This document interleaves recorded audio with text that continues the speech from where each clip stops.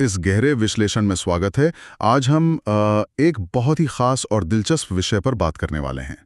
आज की इस चर्चा का मुख्य स्रोत हेक्टर गार्सिया और फ्रांसिस्क मिरालेस द्वारा लिखी गई बेहद प्रसिद्ध किताब Ikigai the Japanese secret to a long and happy life के कुछ अंश हैं।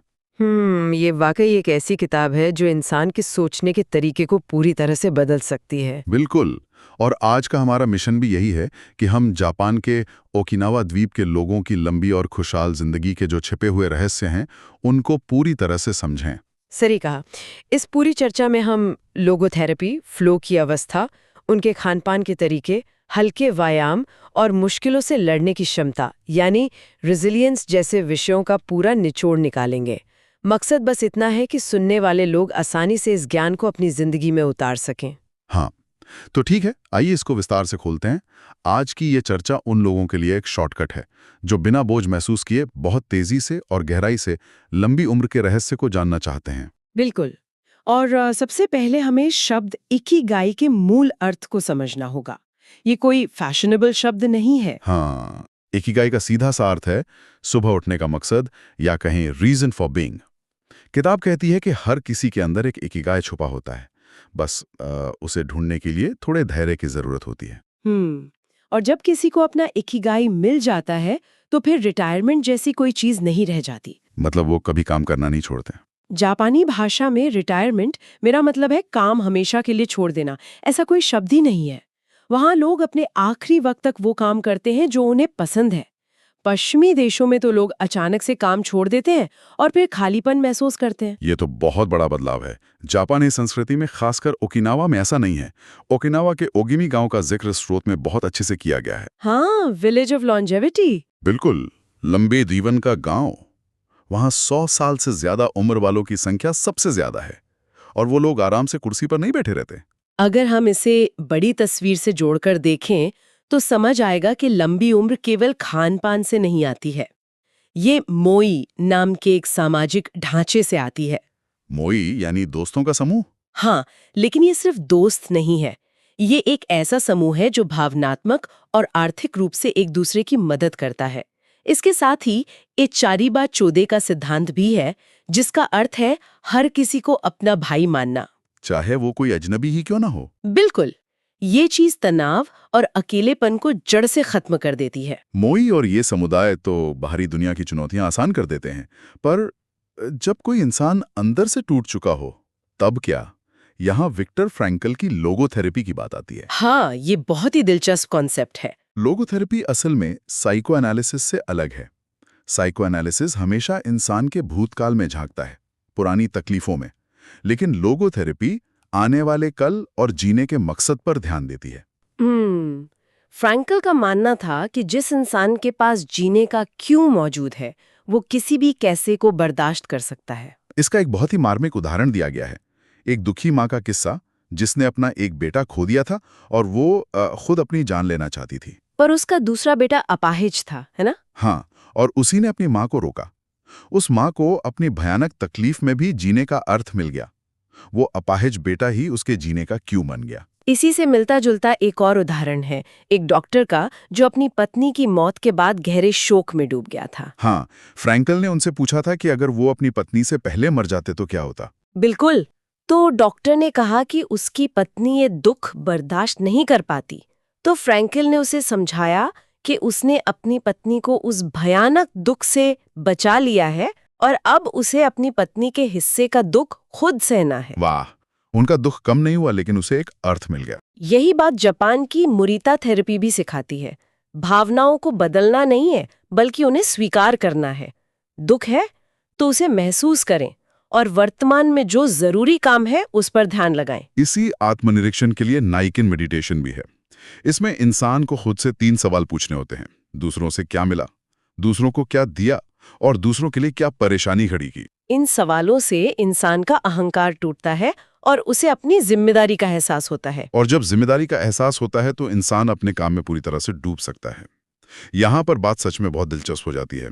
मशहूर मनोवैज्ञानिक मिहाई चिक्सेंटमिहाई की रिसर्च फ्लो के बारे में बताती है। फ्लो की अवस्था? हाँ, फ्लो। जब हम किसी काम में इतना डूब जाते हैं कि वक्त का एहसास ही ना रहे, तब हम सबसे ज्यादा खुश होते हैं। इसे ही फ्लो कहते हैं। और इसे पाने के कुछ नियम है। सबसे जरूरी है एक स्पष्ट लक्ष्य का होना और मल्टीटास्किंग से पूरी तरह बचना। एक वक्त पर एक ही काम करना। बिल्कुल, एक वक्त पर एक ही काम पर पूरा ध्यान लगाना फ्लो की सबसे बड़ी चाबी है। साथ ही अपनी क्षमता से थोड़ा सा ज्यादा मुश्किल काम चुनना चाहिए ताकि आप बोर ना हो। लेकिन हर काम तो कोई बड़ा प्रोजेक्ट नहीं होता, तो यहाँ माइक्रो फ्लो का कॉन्सेप्ट भी आता है, मतलब छोटे कामों में खुशी ढूंढना। जैसे वो जापान में एलिवेटर ऑपरेटर वाला उदाहरण। हाँ, वो बस बटन दबाने और ग्रीट करने के काम को इतने लयबद्ध तरीके से करती है कि उसे उसी में फ्लो मिल जाता है। या नोबेल पुरस्कार विजेता रिचर्ड फेनमैन को ही ले लीजिए, वो आराम पाने के लिए दीवारें पेंट करते थे। छोटे कामों में फोकस करने से दिमाग शांत होता है और ये चीज उनके खानपान में भी साफ दिखाई देती है।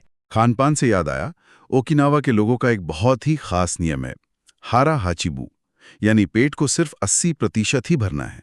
कभी भी गले तक पेट भरकर नहीं खाते वो लोग। बिल्कुल नहीं।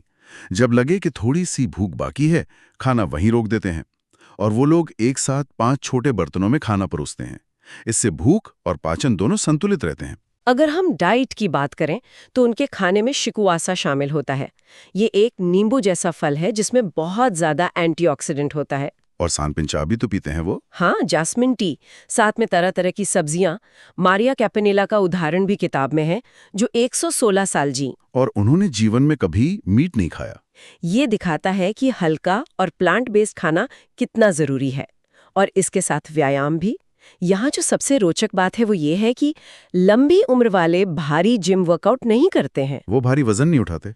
बिल्कुल नहीं, वो बस लगातार आरामदायक हलचल यानी जेंटल मूवमेंट्स करते हैं, जैसे रेडियो ताइसू। जिसमें वो हाथ ऊपर उठाना और गोल घुमाना शामिल है, जो रेडियो पर बजता है। हाँ, ताई ची और ची गोंग भी उनकी दिनचर्या का हिस्सा हैं। वो बस हमेशा एक्टिव रहते हैं।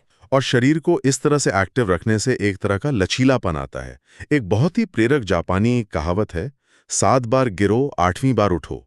ये रेजिलियंस है। किसी भी मुश्किल के बाद वापस खड़े होना। बिल्कुल। और इसी के साथ वाबी साबी का दर्शन भी है, खामियों और टूटी हुई चीजों में खूबसूरती देखना। और इचिगो इचिए, जो कहता है कि वर्तमान के हर एक पल को आखिरी और अनोखा मानो। ये एक बहुत जरूरी सवाल खड़ा करता है। जब हम लचीलेपन की बात करते हैं तो क्या हम सिर्फ मुश्किलों को झेलकर वैसे ही रहते हैं या उनसे और मजबूत बन जाते हैं?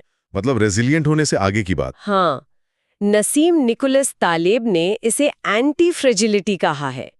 जैसे पौराणिक किस्से में हाइड्रा का सिर काटने पर 2 नए सिर उगाते थे। उसे नुकसान पहुंचाने से वो और मजबूत होता था।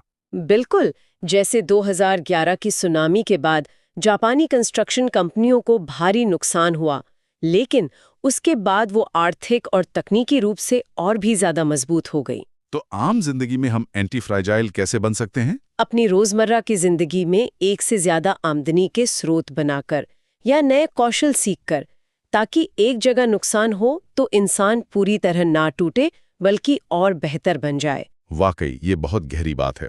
तो इन सब का आखिर क्या मतलब है? अगर इस पूरी चर्चा का जल्दी से सारांश दूं तो 10 मुख्य नियम बनते हैं। हमेशा एक्टिव रहना, आराम से चलना, पेट को 80% ही भरना, अच्छे दोस्तों के साथ वक्त बिताना, मुस्कुराना, प्रकृति से जुड़ना, हाँ, धन्यवाद देना, वर्तमान में जीना, हल्के व्यायाम करना और सबसे जरूरी अपने इकिगाई का पीछा करना। ये नियम बहुत शक्तिशाली हैं, लेकिन स्रोत सामग्री के आधार पर मैं सुनने वालों के लिए एक नया और विचारशील सवाल छोड़ना चाहती हूँ। बताइए। किताब कहती है कि हमारी जिज्ञासा और इंट्यूशन हमारे इकिगाई को ढूंढने के सबसे मजबूत कंपास हैं।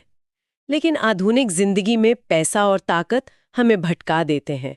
तो सोचिए, क्या होगा अगर आने वाले 1 हफ्ते के लिए कोई भी इंसान अपने सारे छोटे बड़े फैसले सिर्फ अपनी शुद्ध जिज्ञासा और अंतर आत्मा की आवाज के आधार पर ले, बिना पैसे या सामाजिक फायदे की परवाह किए? हाँ, क्या ये एक छोटा सा प्रयोग उन दबी हुई खुशियों और उस सच्चे इकिगाई को बाहर निकाल लाएगा जिसे आधुनिक दौर ने दबा दिया है? ये बहुत ही शानदार और सोचने पर मजबूर कर देने वाला सवाल है। हर किसी को ये प्रयोग करके देखना चाहिए। मुझे भी यही लगता है। इस स्रोत सामग्री की इस रोचक चर्चा से जुड़े रहने के लिए बहुत बहुत धन्यवाद। इस गहरे विश्लेषण से हमें बहुत कुछ सीखने को मिला है।